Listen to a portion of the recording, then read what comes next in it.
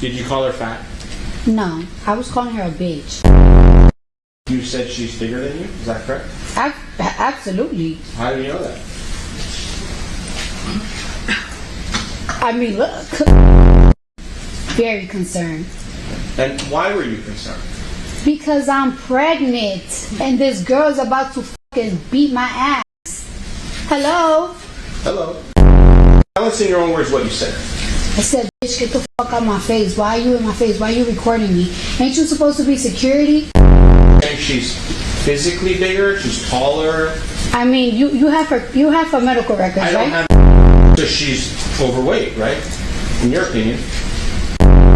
My height. But she is like... What? Say it. Security heavy. What does that mean? Like, she just looks a little...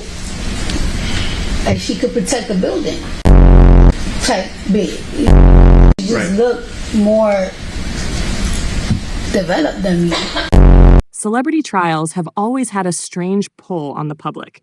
They sit at the intersection of justice, entertainment, and spectacle, and each one seems to reflect the cultural anxieties of its time. Johnny Depp and Amber Heard's bitter courtroom drama became a referendum on Me Too. Gwyneth Paltrow's ski accident lawsuit turned into a conversation about frivolous claims, reputation, and the absurdity of trying to put a dollar figure on embarrassment. Blake Lively's ongoing conflict has been framed as yet another story about power, harassment, and Hollywood politics. Yet when you strip away the headlines, the hashtags, and the think pieces, many of these cases seem to come down to one very human and very ugly motivation: greed. Greed to destroy someone's name, greed to profit off notoriety, greed to siphon money from those whose celebrity has made them an easy target. That is what makes Cardi B's trial both absurd and fascinating. Unlike Depp, Heard, or Paltrow, Cardi isn't embroiled in questions of artistic legacy or cultural taboos. She's dealing with something so mundane it almost defies belief, and yet the lawsuit has escalated into one of the most bizarre spectacles in recent memory. It all goes back to 2018, when Cardi was pregnant with her first child. Like any expectant mother, she wanted her prenatal care to be private and safe.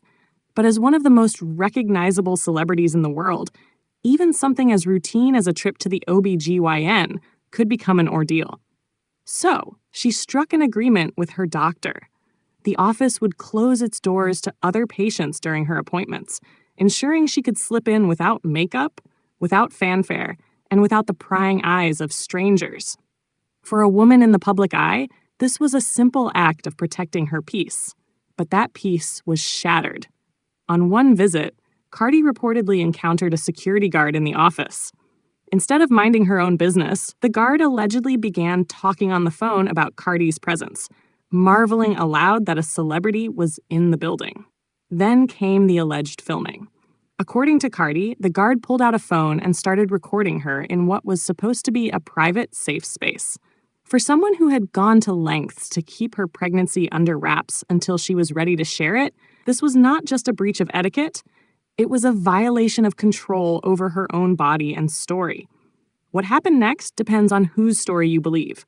Cardi describes it as a verbal altercation, a heated exchange born from her frustration at being filmed without consent. The guard, Amani Ellis, paints a different picture. She claims that Cardi lashed out physically, scratching her face with her famously elaborate nails. That single moment, Ellis alleges, left her scarred both physically and emotionally, setting off a chain of trauma that has haunted her for years. Here's where the story takes an even stranger turn. If this incident happened in 2018, one would expect immediate legal action. Yet Ellis waited 2 years before filing her lawsuit, demanding a jaw-dropping $24 million in damages. 2 years of silence, followed by a lawsuit the size of a small lottery win. And then, as if to underline the theatricality of it all, she didn't seek surgical treatment for the alleged scar until 2022, 4 years after the altercation. At that point, she reportedly spent up to $20,000 on microneedling and cosmetic procedures to address what she described as a lasting wound. The delay raises more questions than it answers. Why wait years to pursue justice if the injury was truly so devastating? What changed in that time?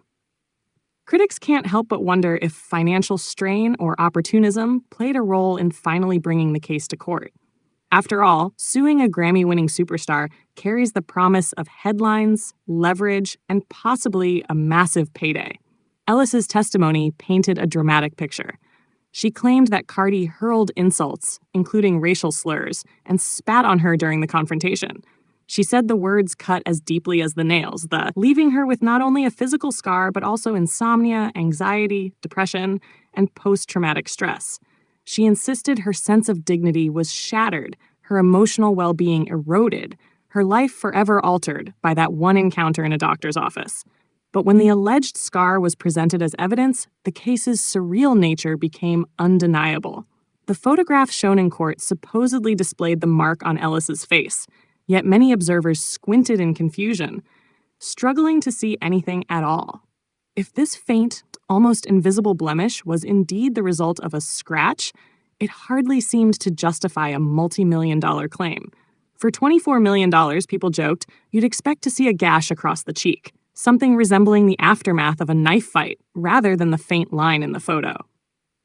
This is the heart of the absurdity, the staggering gap between the alleged harm and the price tag attached to it. Cardi B's trial is not gripping the public because of some profound moral lesson or cultural reckoning. It's gripping because the stakes are laughably disproportionate, and because Cardi herself has turned the courtroom into an unexpected stage. Her natural charisma, quick wit, and refusal to play the polished defendant have made every exchange a viral moment waiting to happen. The early phases of the trial have revealed not just the mechanics of the lawsuit, but also the personality clash that keeps audiences glued. Cardi isn't playing the role of the contrite celebrity nervously defending her reputation. She's leaning into her authenticity, responding to accusations with candor, sarcasm, and a kind of raw humor that transforms stiff proceedings into must-watch drama. The trial, absurd as it is, has become a showcase of Cardi's ability to remain unapologetically herself, even under oath. And so, while other celebrity trials have become battlegrounds for movements, ideologies, and reputations, Cardi's trial has become something else entirely. It is part legal proceeding, part comedy, and part cultural commentary, a reminder of how easily the justice system can be twisted into a circus when celebrity is involved. If the story itself already seemed surreal, the courtroom dialogue took it to another level entirely. The lawyer representing Ellis, Ron Rosen, quickly became a character in his own right, one who seemed plucked straight out of a sitcom. His line of questioning swung between clumsy, irrelevant, and unintentionally hilarious, and the way Cardi B volleyed back transformed routine testimony into viral-ready sound bites. Take, for example, the moment he pressed Cardi about the security guard's size. His logic was clear enough. If Ellis was bigger than Cardi, perhaps the rapper felt threatened, perhaps insults flew, perhaps blows were struck. But the way he phrased it turned the exchange into comedy gold. "Did you call her fat?" he asked flatly, as if weight was now the cornerstone of the entire $24 million case. Cardi blinked, unimpressed. No, she explained, she hadn't called Ellis fat. She'd called her a bitch. The response landed like a mic drop in the middle of sworn testimony. Instead of shrinking beneath the pressure, Cardi leaned into her bluntness, refusing to sanitize her language just because she was under oath. Then came the questions about her pregnancy. Rosen seemed to think that if Cardi wasn't disabled, then surely she could have attacked Ellis. The exchange spiraled into absurdity when he demanded, "Are you disabled? Yes or no?" Cardi didn't miss a beat. At that moment, she said, being pregnant was very much like being disabled. She listed the things she couldn't do while carrying a child, painting a vivid picture of exhaustion, brain fog, and physical limitation. Her point was clear. She had a baby inside her, and the idea of lunging at someone with claws outstretched was as ridiculous as it sounded. The jury laughed, the gallery chuckled, and the whole courtroom felt less like a trial and more like a stand-up set delivered in heels and a designer outfit. But the strangeness didn't stop there. At one point, Rosen decided her hair was a relevant line of questioning. Yesterday you had black hair, short hair. Today it's blonde and long. Which one is your real hair? He asked with a straight face, as though wig choice somehow proved intent to commit assault. Cardi raised her eyebrows, unimpressed. "They're wigs," she replied, cutting off his attempt to spin a spectacle out of nothing.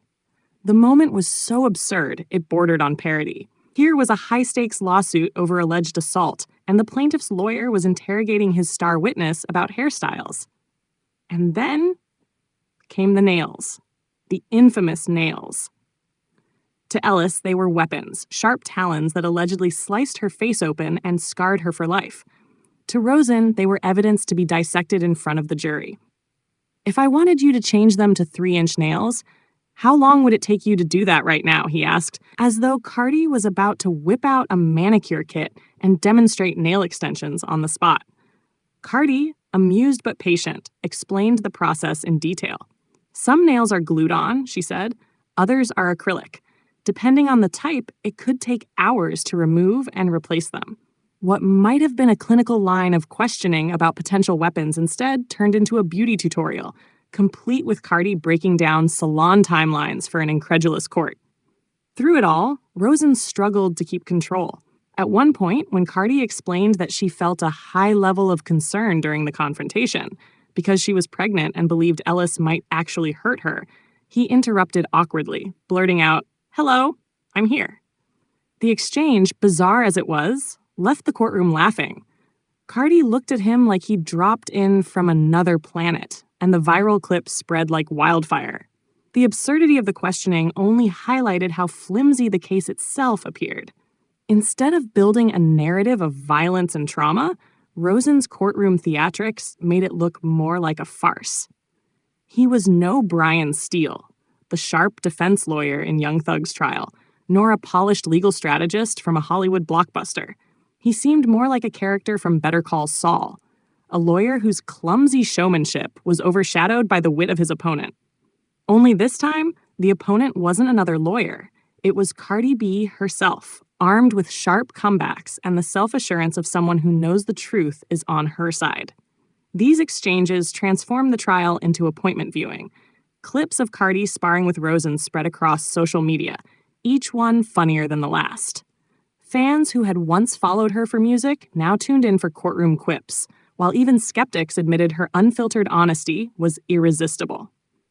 In a cultural landscape where celebrity trials often feel heavy with moral baggage, this one became pure theater, unscripted, unpolished, and more entertaining than anything Netflix or Hulu could script. And perhaps that's why the trial resonates so strongly. It isn't just about the alleged scratch or the sky-high damages. It's about the way Cardi, under pressure, turned a hostile courtroom into her stage. The proceedings revealed the fragility of a justice system that allows such frivolous claims to consume time and money.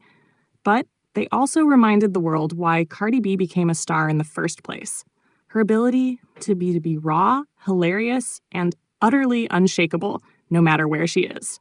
As the trial wore on, one thing became clear. This wasn't just a legal proceeding.